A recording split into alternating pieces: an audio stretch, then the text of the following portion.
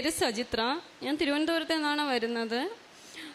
ഞാനിവിടെ ഫെബ്രുവരി 4-ാം തീയതിയാണ് ഉടമ്പടി ആദ്യമായിട്ട് എടുക്കുന്നത്. അത് എടുക്കുന്നതിന് മുന്നേ ജനുവരി മാസത്തിൽ ഞാൻ മാതാവിനെക്കുറിച്ച് ആദ്യമായിട്ട് അറിയുന്നത് തിരുവനന്തപുരം RCCയിൽ വെച്ചാണ്. അതായത് എൻ്റെ ഭർത്താവിന് ക്യാൻസറായിട്ട് ഞാൻ അവിടെ ട്രീറ്റ്മെൻറ്റിൽ ഭർത്താവിനെ കൊണ്ട് പോയ സമയത്ത് ആദ്യമായിട്ട് മാതാവിൻ്റെ സാക്ഷ്യപത്രം എൻ്റെ കയ്യിൽ കിട്ടി. പക്ഷെ ഞാൻ ആ സമയത്ത് അത് വായിച്ചു നോക്കാൻ തയ്യാറായില്ല. എൻ്റെ കയ്യിൽ വാങ്ങിയിട്ട് ഞാനത് ഉപേക്ഷിക്കുകയാണ് ചെയ്തത്. അത് കഴിഞ്ഞ് വീണ്ടും ഞാൻ അടുത്ത ചെക്കപ്പിന് പോയ സമയത്തും വീണ്ടും ആരോ എനിക്ക് വഴിയിൽ വെച്ച് അത് തന്നു, വീണ്ടും സാക്ഷ്യപത്രം തന്നു. ആ സമയത്ത് ഞാനത് വണ്ടിയിൽ ഇട്ടിട്ട് നോക്കാൻ കൂട്ടാക്കിയില്ല. അത് കഴിഞ്ഞ് ഭർത്താവിന് 3-ാമത്തെ സമയം MRI സ്കാൻ ചെയ്യാൻ പോയ സമയത്ത് റിപ്പോർട്ട് വാങ്ങാൻ നിന്നപ്പോൾ ഒരമ്മ എൻ്റെ കയ്യിൽ കൊണ്ടുവന്നു, വീണ്ടും സാക്ഷ്യപത്രം 3-ാമതായിട്ട് എൻ്റെ കയ്യിൽ തന്നു. ഞാനത് ചിരിച്ചുകൊണ്ട് വാങ്ങിച്ചു. എന്നിട്ട് ഞാൻ ഓർത്തു, എനിക്ക് സമയം കിട്ടുമ്പോൾ ഇതൊന്ന് വായിക്കണം. RCC നിൽക്കുന്ന ടൈം ആകെ ടെൻഷനായിരിക്കും. നമുക്ക് റിസൾട്ട് എങ്ങനെയാണ്, ഏത് അവസ്ഥയാണെന്നൊന്നും നമുക്കറിയത്തില്ല. ആ ഒരു ടെൻഷനിൽ നിന്നിട്ട് എന്തായാലും ഞാൻ കയ്യിൽ മുറുകെ പിടിച്ചിട്ട് ഞാൻ ഇടയ്ക്ക് അവിടെ ഇരുന്ന സമയത്ത് ഒന്ന് വായിച്ചു നോക്കി. അപ്പം ഞാൻ ഒരു ഹിന്ദുവാണ്. അപ്പോൾ എനിക്ക് ക്രിസ്ത്യൻ മതത്തെക്കുറിച്ചും ഒന്നും അറിയത്തില്ല. എങ്കിലും ഞാൻ അടുത്ത ഇടയ്ക്കൊക്കെ അവിടെ ഒരു പള്ളിയിൽ പോകാറുണ്ടായിരുന്നു. പക്ഷെ ഞാനത് വായിച്ച് ഓരോരുത്തരെയും സാക്ഷ്യം കേട്ടപ്പോൾ എനിക്ക് എന്തോ ഒരു മാതാവിലൊരു വിശ്വാസം വന്നു. ഞാൻ അവിടെ ഇരുന്ന് മാതാവിനെ പ്രാർത്ഥിച്ചു. ഒരുപാടൊന്നും പ്രാർത്ഥിച്ചിട്ടില്ല, എങ്കിലും നമ്മൾ സാധാ എല്ലാ ദൈവങ്ങളോടും പ്രാർത്ഥിക്കുന്നത് പോലെ ഞാൻ മാതാവിനെ പ്രാർത്ഥിച്ചു. മാതാവ്, എൻ്റെ ഭർത്താവിൻ്റെ അസുഖം ഭേദമാക്കി തരണം. അതായത് ഭർത്താവ് ഗൾഫിലായിരുന്നു 4 വർഷം. 4 വർഷത്തിന് ശേഷം എൻ്റെയും മക്കളെ അടുത്ത് വന്നപ്പോൾ ആൾ എമർജൻസി അടിച്ച് ക്യാൻസർ 4th സ്റ്റേജിലാണ് എൻ്റെ മുന്നിലെത്തുന്നത്. 4 വർഷങ്ങൾക്ക് ശേഷം ഞാനും എൻ്റെ മക്കളും സംസാരിക്കാൻ കഴിയാത്ത എൻ്റെ ഭർത്താവിനെയാണ് കാണുന്നത്. ആ ഒരു അവസ്ഥയിൽ എനിക്ക് എങ്ങനെ പറയണമെന്നൊന്നും അറിയില്ല. അത്രയ്ക്കും ഞാൻ തകർന്നു നിൽക്കുന്ന ഒരവസ്ഥയിലായിരുന്നു. ഡോക്ടറെ അടുത്ത് ചെന്നപ്പോൾ ഡോക്ടർ പറഞ്ഞത് 4th സ്റ്റേജ് ആണല്ലോ, നിങ്ങളടുത്ത് ഇനി കൂടുതലൊന്നും പറയണ്ടല്ലോ, നിങ്ങൾക്കറിയാം കാര്യങ്ങൾ എന്ന് പറഞ്ഞു. ഞാൻ ഡോക്ടറെ അടുത്ത് ഓക്കെ പറഞ്ഞു, എങ്കിലും മാതാവിൻ്റെ അടുത്ത് ചെറുതായിട്ട് പ്രാർത്ഥിച്ചു. അപ്പോൾ ഡോക്ടർ പറഞ്ഞു കീമോയ്ക്ക് പോലും പറ്റുന്ന ഒരവസ്ഥയല്ല എന്ന് പറഞ്ഞു. ഒരു ഫസ്റ്റ് മെഡിസിൻ തന്നു വിട്ടു. അത് കഴിഞ്ഞ് 2ാമത് വീണ്ടും ചെന്ന സമയത്ത് നമുക്ക് കീമോ സ്റ്റാർട്ട് ചെയ്യാമെന്ന് പറഞ്ഞു. ആൾ വാ തുറക്കില്ല, ഫുഡ് കഴിക്കില്ല, നമ്മൾ ജ്യൂസ് തീരെ നൈസായിട്ട് വായിൽ ഇറ്റിച്ചു കൊടുക്കുന്ന ഒരവസ്ഥയിലായിരുന്നു എൻ്റെ ഭർത്താവ്. അപ്പോൾ ഞാൻ ഡോക്ടർ കീമോ സ്റ്റാർട്ട് ചെയ്യാമെന്ന് പറഞ്ഞു. സാധാരണ 21 ദിവസം കൂടുമ്പോഴാണ് കീമോ എടുക്കുന്നത്. പക്ഷേ എൻ്റെ ഭർത്താവിന് എമർജൻസി ആയതുകൊണ്ട് അവിടെ അഡ്മിറ്റ് ചെയ്ത് 5 ദിവസത്തേക്ക് വീതം കീമോ ഇട്ടു. അത് ഇടുന്ന കീമോ 5 ദിവസം കഴിഞ്ഞാൽ തീരത്തുള്ളൂ, നമ്മളെ കൂടെ നിർത്തില്ല. ഞാൻ അവിടെ ചെന്നിട്ട് ഭർത്താവിനെ കണ്ടിട്ട് തിരിച്ചിറങ്ങിയിട്ട് അടുത്ത് ചെല്ലുന്ന സമയം അടുത്ത ബെഡിൽ കിടക്കുന്ന പേഷ്യൻ്റ് ജീവനോടെ ഉണ്ടാവില്ല. ആ അവസ്ഥയൊന്നും എനിക്കറിയില്ല. അപ്പോൾ ഭർത്താവിൻ്റെ അടുത്ത് ഞാൻ ചോദിക്കും, അപ്പുറത്തെ ബെഡിൽ കിടന്ന പേഷ്യൻ്റ് അത് മരിച്ചുപോയി എന്ന്. അപ്പം ഞാൻ ഓരോ തവണയും തിരിച്ചിറങ്ങുമ്പോൾ അടുത്ത് ഞാൻ ചെല്ലുമ്പോൾ എനിക്ക് ജീവനോടെ കാണാൻ കഴിയുമോയെന്നൊരു ഉറപ്പുമില്ലാതെയാണ് ഞാൻ ചെല്ലുന്നത്. പക്ഷെ ഞാൻ ഭർത്താവിന് ധൈര്യം കൊടുത്തിട്ടില്ല, കുഴപ്പമൊന്നുമില്ല, നമുക്ക് പ്രശ്നമൊന്നുമില്ല എന്ന് പറഞ്ഞാണ് ഇറങ്ങുന്നത്. കീമോ കഴിഞ്ഞു. ഒരു തവണ കീമോ 5 ദിവസം ഇട്ടു. അത് കഴിഞ്ഞ് വീണ്ടും 1 മാസം കഴിഞ്ഞപ്പോൾ 2ാമത്തെ കീമോയും വീണ്ടും 5 ദിവസം ഇട്ടു. മാതാവിനെ ഞാൻ പ്രാർത്ഥിക്കുന്നുണ്ടെന്ന് പറയാം, പക്ഷേ ഞാൻ ഇപ്പോൾ ഈ സന്നിധിയിൽ നിന്നുകൊണ്ട് പറയാം, ഞാൻ ഒരുപാടൊന്നും ആ സമയത്ത് പ്രാർത്ഥിച്ചിരുന്നില്ല. ഞാൻ വീണ്ടും കീമോ കഴിഞ്ഞ് ഡോക്ടറെ കണ്ടപ്പോൾ ഡോക്ടർ പറഞ്ഞു ആളിന് വാ തുറക്കാൻ പറ്റുന്നുണ്ട്, ചെറുതായിട്ട് അത് മുറിവ് ഉണങ്ങിയ പോലെ തോന്നുന്നുണ്ട്, നമുക്ക് സർജറിക്ക് നോക്കാമെന്ന് പറഞ്ഞു. ഒന്നും ചെയ്യാൻ കഴിയില്ല എന്ന് പറഞ്ഞ ഡോക്ടർ സർജറി ചെയ്യാമെന്ന് പറഞ്ഞപ്പോൾ തന്നെ ഞാൻ ഒരുപാട് മാതാവിനെ വിളിച്ച് പ്രാർത്ഥിച്ചു. എനിക്ക് വേറെ ആരെയും ആ സമയത്ത് വിളിക്കാൻ പറ്റിയില്ല. മാതാവിനെ വിളിച്ച് പ്രാർത്ഥിച്ചു. ആലപ്പുഴയാണ്, ഞാൻ തിരുവനന്തപുരമാണ്, ഞാൻ ആലപ്പുഴയോട്ട് വന്നിട്ട് കൂടിയില്ല. എനിക്കിവിടെ വന്ന് മാതാവിനെ കാണാൻ കഴിയുമെന്നോ ഇവിടെ നിൽക്കാൻ കഴിയുമെന്നോ ഉടമ്പടി എടുക്കാൻ കഴിയുമെന്നോ ഒന്നും എനിക്കറിയില്ല. ഉടമ്പടി എന്താണെന്ന് പോലും എനിക്കറിയില്ല. ഞാൻ അങ്ങനെ ഇരുന്നു. ജനുവരി 16-ന് സർജറിക്ക് ഡേറ്റ് ഇട്ടു. ഞാൻ ജനുവരി 13 അവിടെ അഡ്മിറ്റായി. നമ്മൾ പേഷ്യൻറ്റിൻ്റെ കൂടെ നമ്മളെ നിർത്തത്തില്ല, നമ്മളെ പുറത്ത് വെയിറ്റ് ചെയ്യണം. ആ ഇരിക്കുന്ന അവസ്ഥയിൽ എൻ്റെ ഒപ്പം തന്നെ എൻ്റെ അതേ പ്രായത്തിലുള്ള വേറൊരു കുട്ടിയും ഉണ്ടായിരുന്നു. ഞങ്ങൾ 2 പേരും കൂടെ സംസാരിക്കുന്ന കൂട്ടത്തിൽ മാതാവിനെ കുറിച്ച് ഞാൻ പറഞ്ഞു, ഞാൻ മാതാവിനെ പ്രാർത്ഥിക്കാറുണ്ടെന്ന്. അവളൊരു ക്രിസ്ത്യാനിയായിരുന്നു.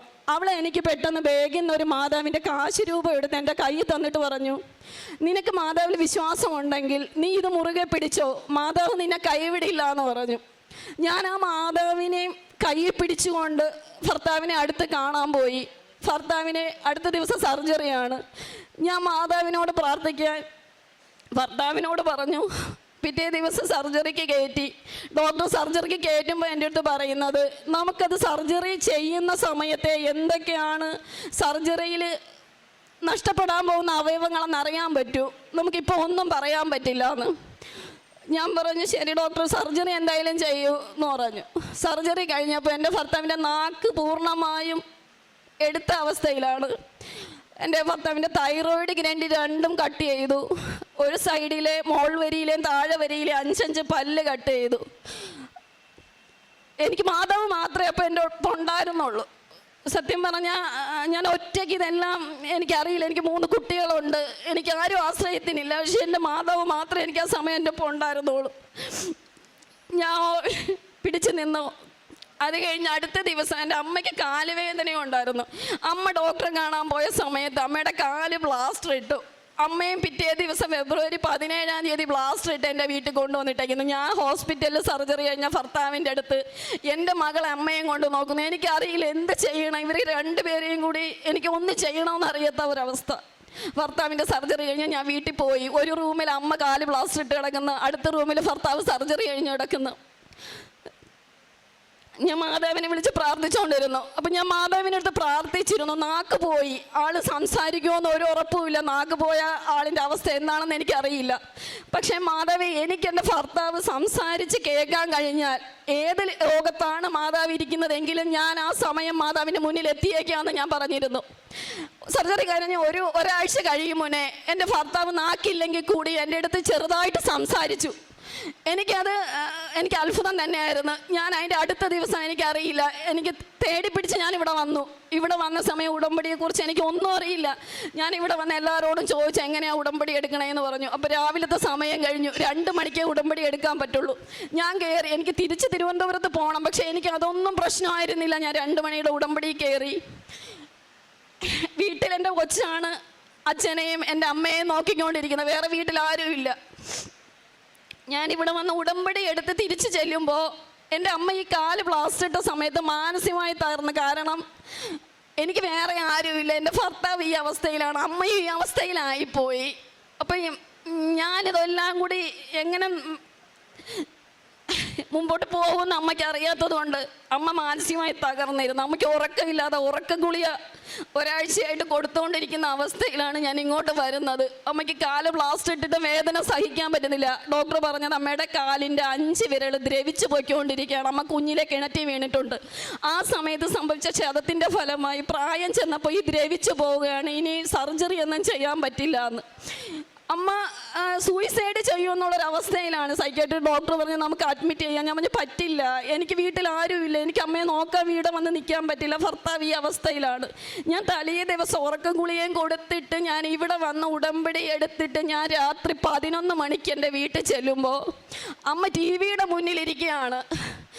അമ്മ ആ റൂമിൽ നിന്ന് 2 ആഴ്ചയായിട്ട് പുറത്തിറക്കാത്ത അമ്മ കാല് ബ്ലാസ്റ്റർ ഇട്ട് ആ കാലും കൊണ്ട് TV-യുടെ മുന്നിലിരിക്കുകയാണ്. ഞാൻ പറഞ്ഞു 11:30 ഗുളിക തരാം, കിടന്നുറങ്ങണ്ടേ, എനിക്കിനി ഗുളിക വേണ്ട. ഞാൻ ചോദിച്ചു കാര്യം എന്ത്? അതെന്തോ എനിക്കിപ്പോൾ കുഴപ്പമൊന്നുമില്ല, വേദന മാറി, ഉറങ്ങാനൊക്കെ പറ്റും, ഞാൻ കുറച്ച് കഴിഞ്ഞിട്ട് ഉറങ്ങിക്കോളാം. ഞാൻ മാതാവിന് ഇവിടെ 6 മണിക്ക് സാക്ഷ്യം ഉടമ്പടി എടുത്ത് സത്യം ചെയ്ത് കഴിഞ്ഞപ്പോൾ എൻ്റെ മാതാവ് എൻ്റെ അമ്മയുടെ അടുത്തെത്തി. എനിക്കത് ഉറപ്പായിട്ടും ഞാൻ വീട്ടിൽ ചെന്നപ്പോൾ അതെനിക്ക് കാണാൻ കഴിഞ്ഞതാണ്. എൻ്റെ അമ്മ ഇതുവരെ പിന്നെ ഉറക്ക ഗുളിക കഴിച്ചിട്ടില്ല. എൻ്റെ അമ്മയുടെ അമ്മയ്ക്ക് ഒരിക്കലും നടക്കാൻ കഴിയുമെന്ന് വിചാരിച്ചില്ല. ഇതാണ് എൻ്റെ അമ്മ. അമ്മയും കൊണ്ട് ഞാൻ മുമ്പ് ഒരു തവണ ഇവിടെ വന്നിരുന്നു. അമ്മയും കൊണ്ട് ബസ്സിൽ കയറി ഞാൻ ആ കാലും വെച്ച് ഞാൻ ഇവിടെ വന്നു. അമ്മ ഇതുവരെ പിന്നെ ഡോക്ടറെ കണ്ടിട്ടില്ല, അമ്മ ഉറക്ക ഗുളിക കഴിച്ചിട്ടില്ല. ഞാൻ മാതാവിൽ വിശ്വസിക്കുന്നു. എൻ്റെ മാതാവ് എൻ്റെ ഒപ്പം ഉണ്ട്, എൻ്റെ കുടുംബത്തോടൊപ്പം ഉണ്ട്, ഞാൻ ഉറച്ച് വിശ്വസിക്കുന്നു. എൻ്റെ ഭർത്താവിൻ്റെ സർജറി കഴിഞ്ഞു, സംസാരിച്ചു.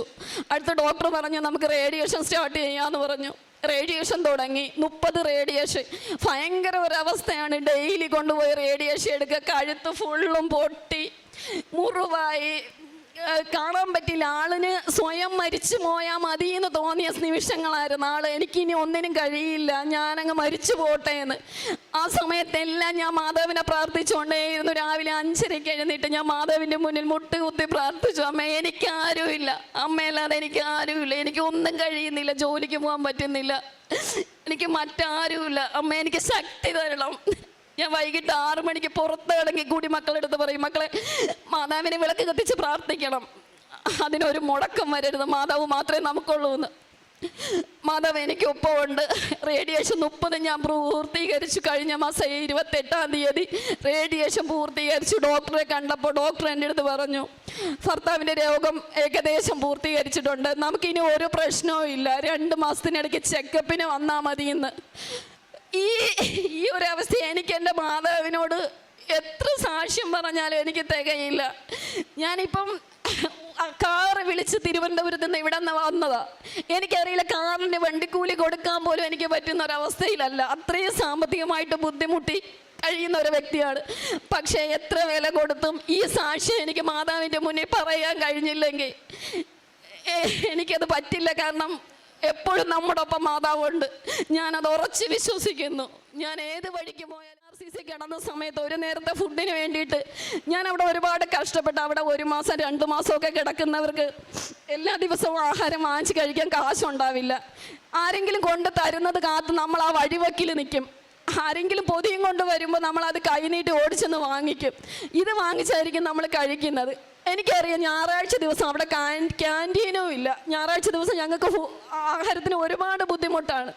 ഞാൻ എൻ്റെ ഭർത്താവിനെയും കൊണ്ട് വന്നതിന് ശേഷം എല്ലാ ഞായറാഴ്ചയും രാവിലെ എന്നാൽ കഴിയുന്ന 25 പേർക്കെങ്കിലും എനിക്ക് ഇല്ല, തീരെയില്ല, എൻ്റെ മക്കൾക്ക് ആഹാരം കൊടുക്കാൻ പോലും ഇല്ലെങ്കിൽ കൂടിയും എന്നാൽ കഴിയുന്നത് ഞാൻ രാവിലെ 5 മണിക്ക് എഴുന്നേറ്റ് ഉണ്ടാക്കി, എൻ്റെ കൈ കൊണ്ടുണ്ടാക്കി ഞാൻ ഒരു 7 മണിയാവുമ്പോൾ ഞാൻ അവിടെ കൊണ്ട് 25 പേരുടെ കയ്യിലെങ്കിലും അത് കൊടുക്കും. എനിക്കത് കൊടുത്തിട്ട് ഓരോ ആളിൻ്റെ മനസ്സിൽ കാണുന്ന സന്തോഷം കിട്ടുമ്പോൾ, മാതാവിന് വേണ്ടി നമ്മൾ എന്ത് ചെയ്താലും നമുക്കതൊന്നും ആവില്ല. പക്ഷേ എനിക്ക് അത്രയെങ്കിലും മാതാവിന് വേണ്ടി ചെയ്യാൻ അത്രേ പറ്റുള്ളൂ. എനിക്ക് ഒരുപാട് ചെയ്യണമെന്ന് ആഗ്രഹമുണ്ട്. ഈ സാക്ഷ്യം പറയാൻ വേണ്ടിയാണ് ഞാൻ ഇവിടെ വന്നത്. ഇവിടെ ഇരിക്കുന്ന എല്ലാവരും വിശ്വസിക്കണം, മാതാവ് നമുക്കൊപ്പം ഉണ്ട്. എനിക്ക് ഒരു 8 മാസം മുന്നേ എൻ്റെ കൂട്ടുകാരൊക്കെ പറഞ്ഞു, ആളിൻ്റെ അവസാനത്തെ ആഗ്രഹം സാധിച്ചു കൊടുക്ക് നീ എന്ന് പറഞ്ഞ ആളിനെ കൂട്ടുപിടിച്ച് ഞാനിവിടെ നിൽക്കുന്നു. ഒരിക്കലും മാതാവ് കൈവിടില്ല. ഉറപ്പായും നമ്മളൊപ്പം മാതാവ് ഉണ്ടാവും.